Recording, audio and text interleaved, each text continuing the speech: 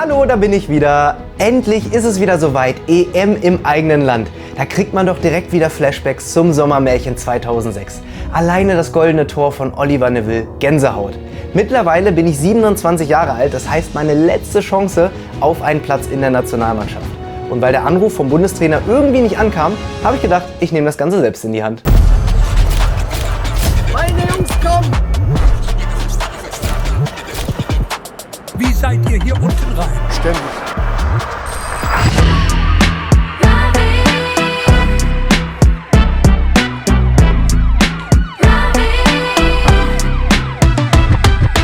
Mein Ziel ist es, den Bundestrainer Julian Nagelsmann von meinem Talent zu überzeugen. Und wo macht man das am besten? Richtig, im Trainingslager. Denn vor jedem großen Turnier treffen sich unsere Jungs für 1-2 Wochen im Mannschaftshotel, um sich so richtig darauf einzustimmen. Und genau da will ich angreifen.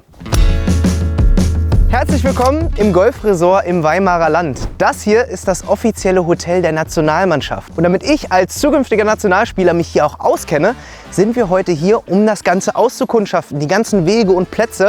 Und damit wir dabei nicht auffallen, muss ich hier heute als Golfer aufschlagen. Das große Problem ist, dass von diesem Hotel das Areal extrem riesig ist. Also alleine in die Richtung haben wir locker noch 1 bis 2 Kilometer. Das Hotelgebäude befindet sich da nochmal 2 Kilometer nach hinten. Ich frage mich um Himmels Willen, wie soll ich am Tag der Tage, wenn das Trainingslager beginnt, von da vorne da hinkommen? Weil sind wir mal ganz ehrlich, ich glaube, dann wird uns das Hotel nicht einfach mal so noch ein Golfcar ausleihen, wenn ich hier als verkleideter Spieler herkomme. Also wir haben jetzt vermutlich das Trainingsgelände gefunden. Das ist wirklich der äußerste Rand von diesem hektargroßen Areal. Es muss dieser Platz hier im Hintergrund sein. Wenn man das mal mit dem einzigen Foto aus dem Internet vergleicht, dann kann man das schon ungefähr erahnen, wie es hier vor der Baustelle aussah. Ich bin gerade ein bisschen ratlos.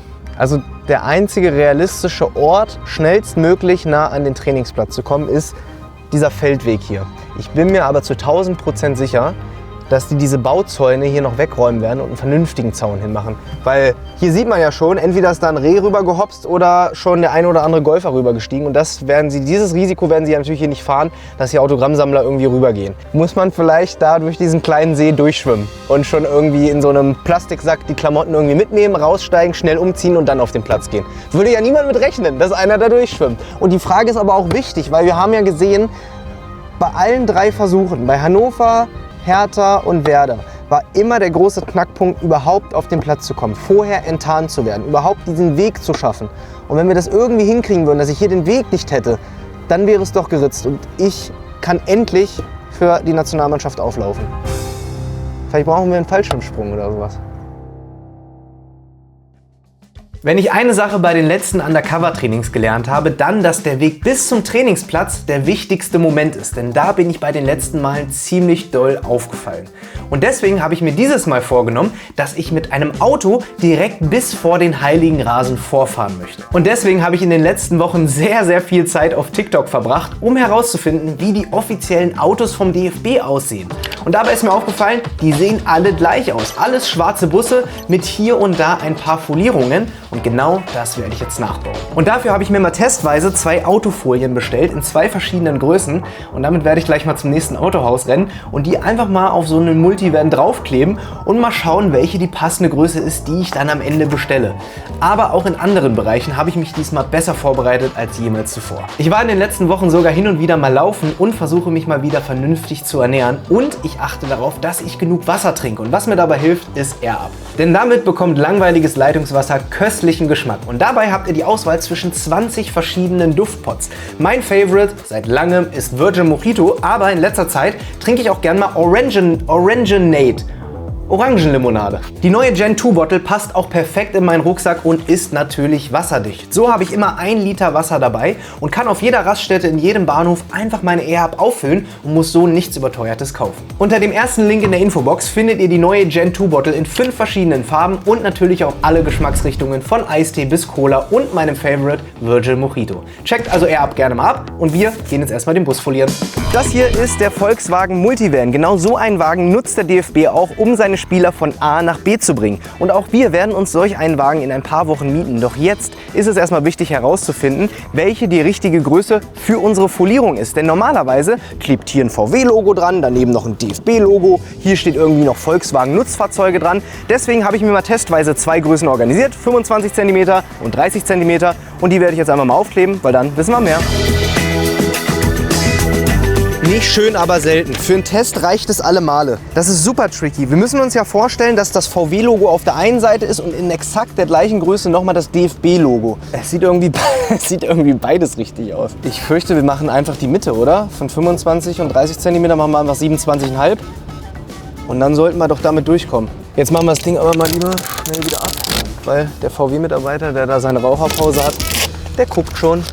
Vor ein paar Tagen wurde das neue Deutschland-Trikot vorgestellt. Aber nicht nur das, sondern auch die neue Trainingskleidung. Und da habe ich direkt mal zugeschlagen. Wir haben einmal die kurze Sporthose. Passend dazu aber auch die lange Variante, falls es ein bisschen frischer auf dem Platz wird. Und natürlich das Trainingsoberteil. Allerdings ist das hier nur die Fanshop-Variante. Hier befindet sich nämlich das DFB-Logo auf der Brust. Habe ich trotzdem mal mitbestellt für den Fall der Fälle. Das richtige Trainingsoberteil konnte man allerdings auch kaufen. Und hier befindet sich das DFB-Logo mittig auf der Brust und die Ausrüsterflocks auf den Armen. Alles Details, auf die man achten muss. Und auch davon gibt es natürlich für kalte Tage das lange Shirt. Nur der große Unterschied ist noch, dass sich hier vorne und hinten auf dem Rücken noch nicht die Sponsorenflocks befinden. Riesige VW-Logos. Und das bedeutet für mich, ich muss jetzt wieder zum Sportladen meines Vertrauens fahren und hoffen, dass er mir die da drauf flockt.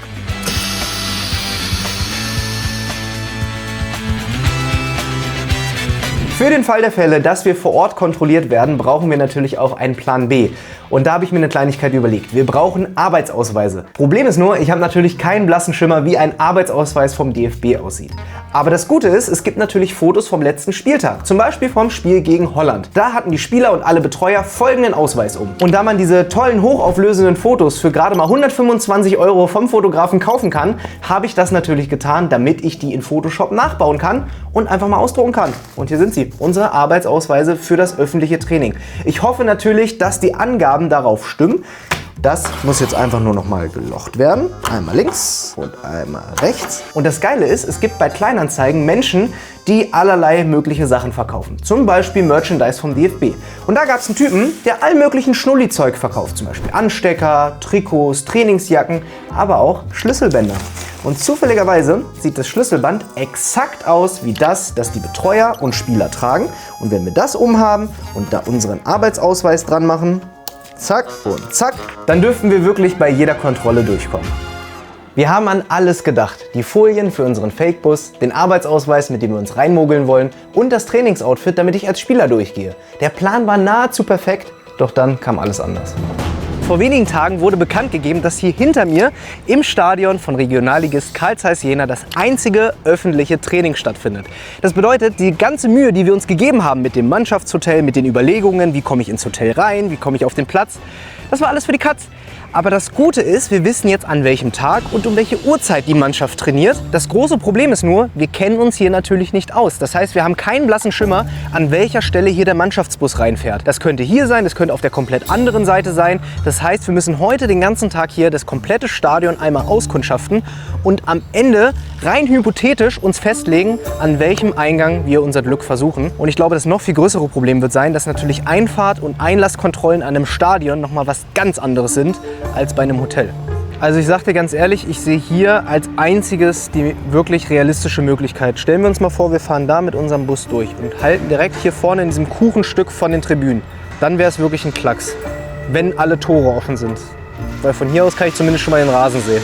Was ist das hier? Hier geht es einfach komplett runter zu einem Fluss. Und damit man hier als Fan nicht auf die Idee kommt, sich ins Stadion zu schleichen, sind hier einfach ein paar Platten dran geschraubt worden. Man muss dazu sagen, das ist ein Regionalligastadion. Dementsprechend sieht es vielleicht auch drumherum ein bisschen aus. Plus, das ganze Areal ist gerade eine riesige Baustelle. Und insgeheim hoffe ich ja, dass diese riesige Baustelle am Ende unser Vorteil sein wird. Weil, ganz ehrlich, bei so vielen gesperrten Straßen, bei so vielen neu gepflasterten Zufahrten, da kann es auch mal sein, dass sich der Busfahrer von der deutschen Nationalmannschaft verfährt.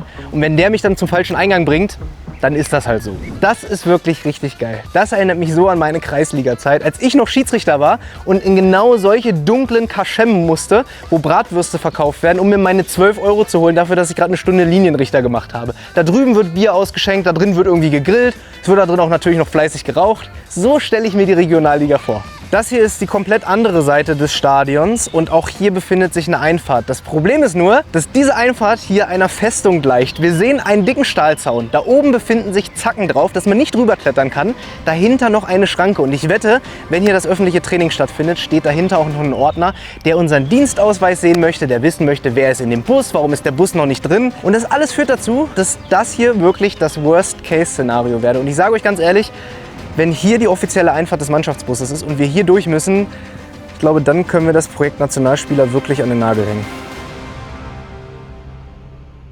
Morgen ist es endlich soweit, mein Debüt als Nationalspieler steht an. Wir sind jetzt ungefähr eine halbe Stunde vom Trainingsort entfernt und wir müssen jetzt noch das trojanische Pferd vorbereiten, unseren kleinen Mannschaftsbus. Dafür habe ich schon die Folien vorbereitet, die müssen da jetzt draufgebracht werden. Ich hoffe, ich bekomme das hin. Ich habe noch nie in meinem Leben ein Auto foliert, aber wird schon. Das da, das da. Das sieht doch passig aus, oder?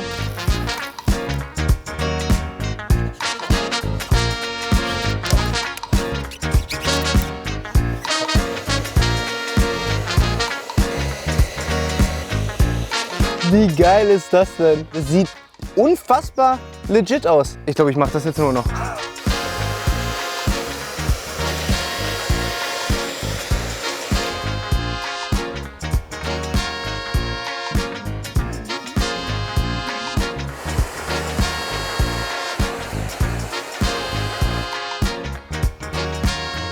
1,5 Stunden später, das trojanische Pferd ist fertig. Das hier ist unsere Eintrittskarte morgen zum offiziellen öffentlichen Training des DFB. Mein Debüt steht an. Ich würde lügen, wenn ich sagen würde, ich bin nicht aufgeregt. Ich glaube, diese Nacht werde ich sehr, sehr schlecht schlafen. Aber das ist völlig in Ordnung. Dafür werde ich morgen den Coach von meinen Leistungen überzeugen. Und damit werden wir auch reinkommen.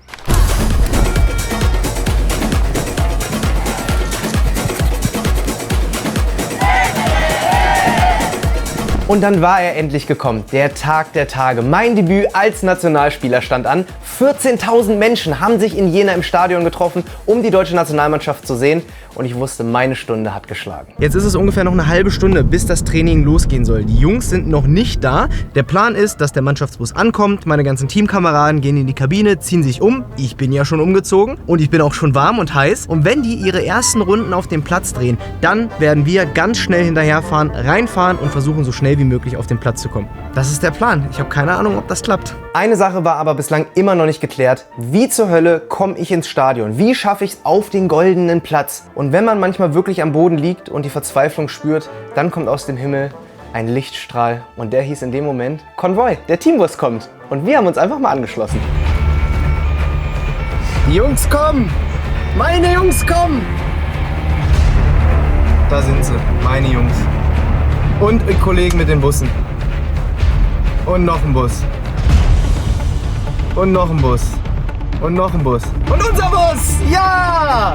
Ich guck einfach mal runter jetzt, ja? In dem Moment wusste ich, es gibt einfach kein Zurück mehr. Wir haben den Mannschaftsbus, wir haben eine Handvoll VW-Busse, die alle so aussehen wie unser Fake-Bus. Hinter uns fährt auch noch irgendeine random S-Klasse. Ja, ich wusste, entweder jetzt oder nie und dementsprechend Augen zu und durch. Oh Gott, oh Gott. Die lassen uns alle durch. Die lassen uns alle durch. Oh, ich kann das nicht mehr. Oh, guck mal, wir fahren da jetzt direkt vor dem Stadion. Stellen wir uns einfach tot?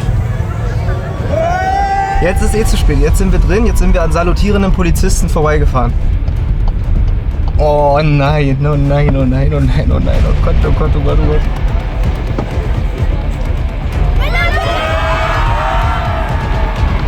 Der Mannschaftsbus hat dann vor den Kabinen angehalten und alle Jungs waren dabei. Jamal, Thomas, Josua, die waren alle heiß, das habe ich gespürt. Die hatten alle Bock auf das Training.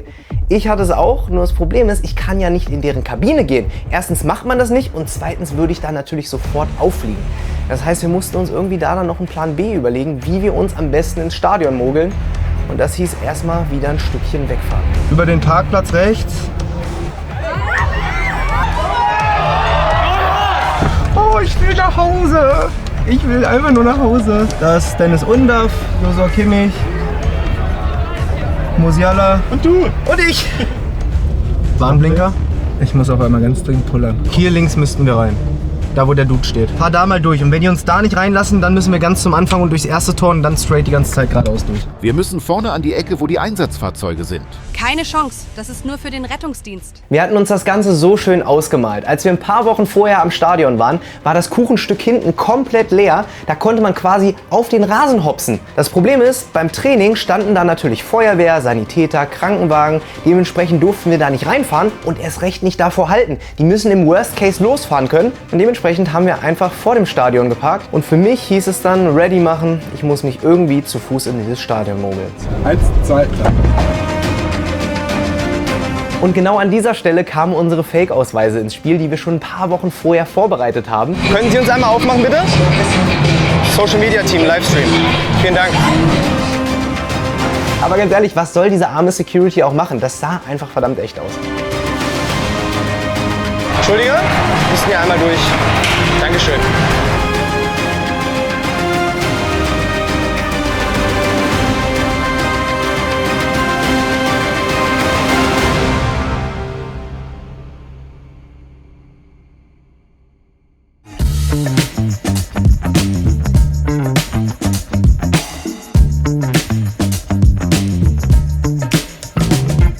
Ich konnte meinen Augen nicht trauen. Ich stehe wirklich 5 Meter vom Spielfeld entfernt. Vor mir Thomas Müller, Jamal Musiala, Josua Kimmich, der Messi vom Niederrhein, Rocco Reitz.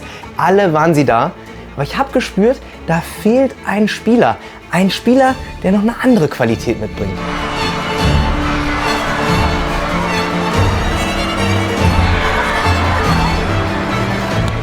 Ich kenne die Übung gar nicht. Ich kenn dich. Ich habe gerade mal 3 Schritte auf den Platz gemacht und schon habe ich meinen ersten Freund in der Mannschaft gefunden. Problem ist nur, die Freundschaft hat nicht lange gehalten, denn dann kam der Coach. Wer bist du? Marvin, hi. Marvin, hi. Von der U21. Ich wäre wirklich eine Bereicherung. Ja, aber da musst du mit dem Chef reden. Aber guck mal, heute sind so viele ausgefallen. Der Manu ist noch krank. Wisst ihr, was das Spezielle an der Mannschaft in diesem Jahr ist? Die spüren einfach, wenn ein Mitspieler in Not ist, wenn der Hilfe braucht. Und der Jo, der hat gemerkt, dass ich gerade Unterstützung brauchen könnte. Und da stand er mir sicher zur Seite. Schuhan, kannst du nicht machen. Sorry. Ich besorg die. Nein. Ist alles gut. Ist alles gut. Jo sagt auch, ich soll einmal eine Bananenflanke schießen. Das habe ich nicht gesagt. Ich warte hier einfach. Man muss auch Teamplayer sein und auch mal einsehen, wenn man noch nicht dran ist. Der Coach hat gesagt, ich soll warten, er erklärt das und dann darf ich rein. Quasi der André Schürrle, der noch mal so ein bisschen Dampf mit ins Spiel bringt. Ich war schon voll motiviert, habe mich warm gemacht und gedehnt, weil ich habe gedacht, heute ist es soweit und ich feiere mein Debüt in der Startelf. Doch dann kam der Coach noch mal zurück und hat gesagt, nee, heute reicht es leider nur für die Bank. Heute nicht? Ja, heute nicht, tut mir leid. Darf ich zumindest auf der Bank sitzen? Also kannst du Markus Löw hingehen. Der sitzt als Nummer 3. Okay, okay, danke. Coach, wenn ihr mich braucht, sagt Bescheid. Ja. Gut, dann bin ich da. Wir dürfen auf der Trainerbank sitzen, ist auch was. Die Waden ein bisschen verspannt.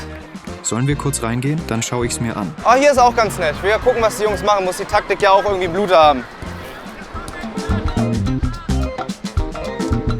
Seht ihr, selbst der Physio hat gedacht, ich gehöre dazu und wollte schon seine Massagebank vorbereiten. Nachdem ich da also minutenlang auf der Trainerbank saß wie bestellt und nicht abgeholt, ich meine, jeder hat gesehen, dass ich da nicht hingehöre, kam dann auch ein DFB-Mitarbeiter auf uns zu und hat gefragt, ey Jungs, was macht ihr denn hier eigentlich? Ja, und dann habe ich gesagt, ich warte auf den großen Einsatz und er hat gesagt, nee, komm, ich bringe dich mal auf die Tribüne. Und er hat uns wirklich bis zur Treppe und darüber hinaus begleitet. Von wem seid ihr denn?